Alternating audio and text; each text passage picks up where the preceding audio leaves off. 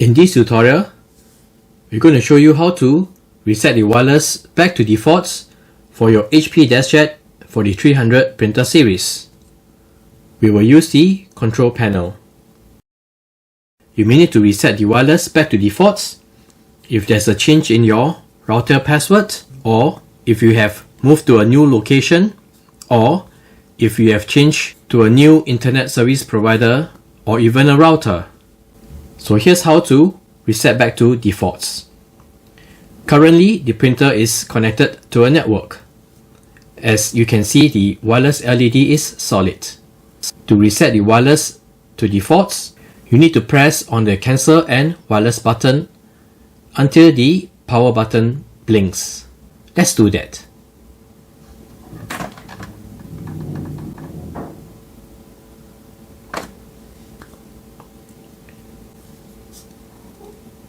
The wireless LED is now blinking, and on your HP app, if you were to swipe down to refresh,